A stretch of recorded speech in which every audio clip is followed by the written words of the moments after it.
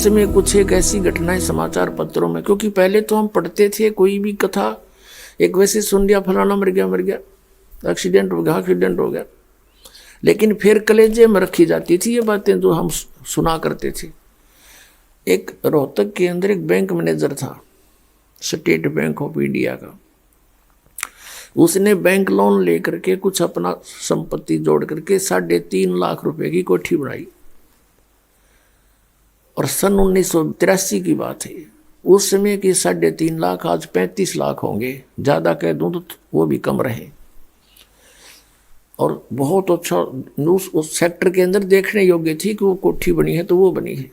उसकी मुहूर्त करनी थी, उसने सब रिश्तेदार बुला रखे, वो जंतर मंत्र करनी है, उसके मुहूर्त करनी है बुला रखे, और घुट्टी छुट्टी लानी है मित्र बुला रखे कि एक भाई वो पंडित जी कर लिया अपने लटोटर पटोटर से, फिर अपना गुट्टी लावांगे, जश्न मनावांगे।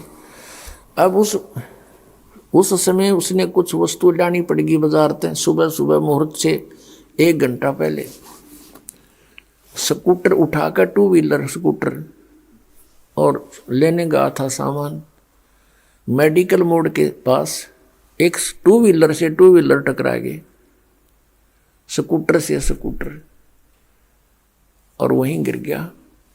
कनपट्टी लगी फुटपाथ पे और लगते मर गया। अब चाट ले उस 3.5 लाख की कोठी ने।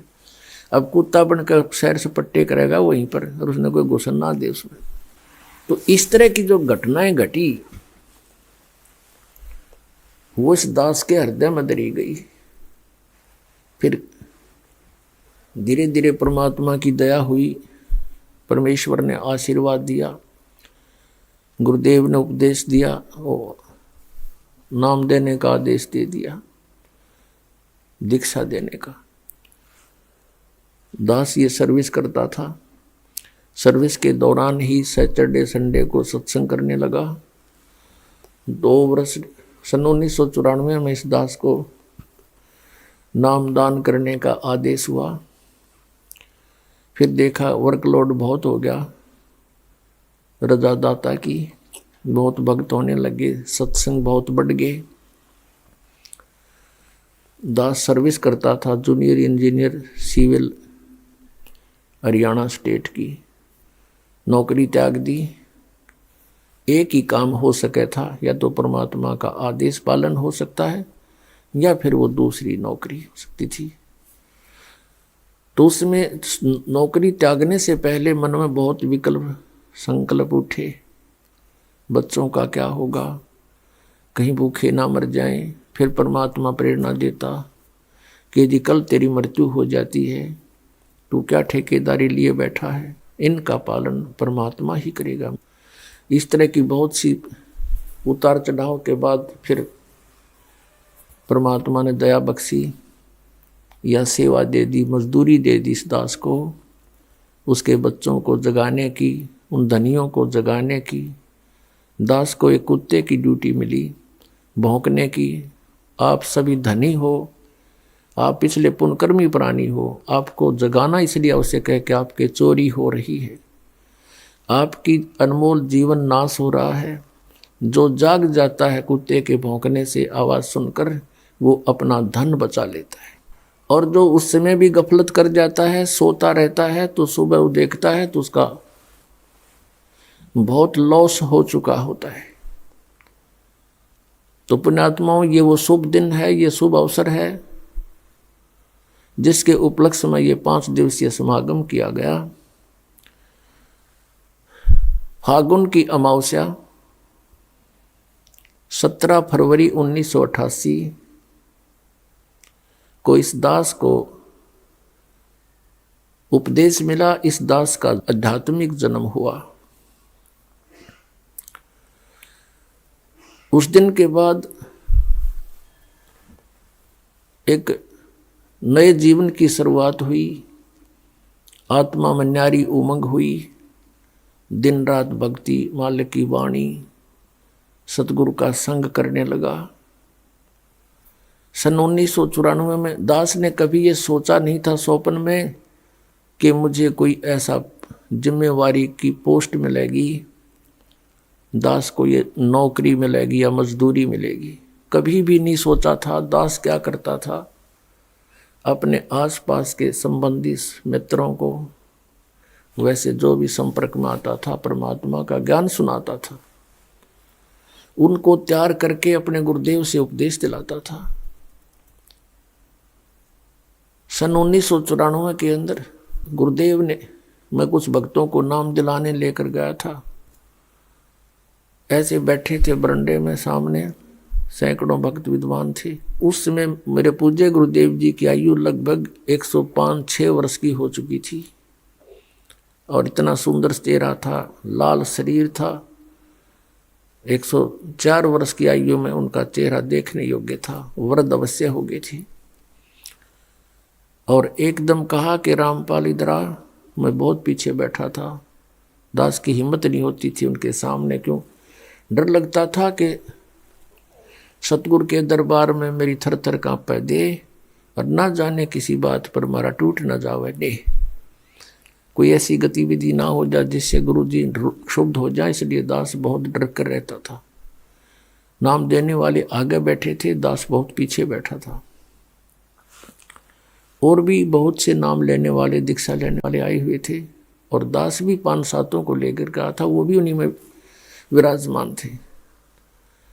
मुझे पुकारा, में आगे चला गया, बैठ जा, और कहा कि आज के बाद तू उपदेश दिया करेगा।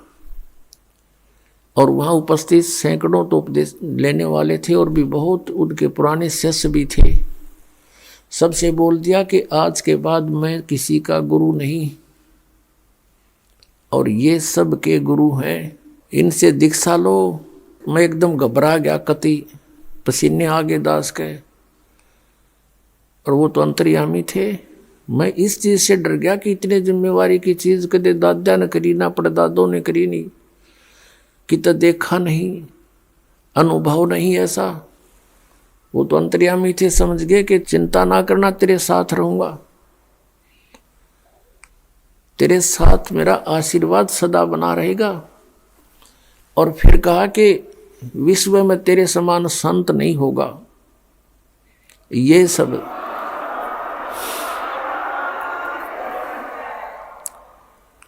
अब पुण्यात्माओं, उस समय दास अपने को भगत भी पूरा नहीं मानने था, और उन्होंने इतनी बड़ा आशीर्वाद दे दिया कि तेरे समान विश्व में कोई संत नहीं होगा।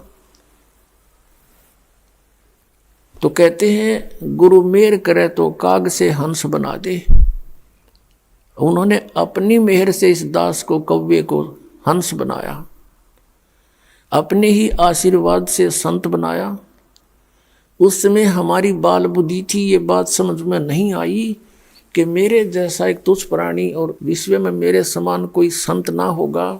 ये बात गले नहीं उतर रही थी, लेकिन गुरु की जो वचन है वो उसमें दोष भी दिखाई नहीं देवा था। जैसे कोई छोटा बालक होता है और उसको कोई कहता है कि बेटा वो पेन ला, वो जैसे पेन रखा होता है, ये पेन रखा हो, और वो बच्चा उठा लेता है, वो पूछता है डैडी ये क्या है, पिताजी ये क्या है। पिताजी कहता है बेटा पेन है। वो कहता है कि पेन है, पेन है, और इस बात को कहते कहते उसको रख के वो और खेल लग जाता है।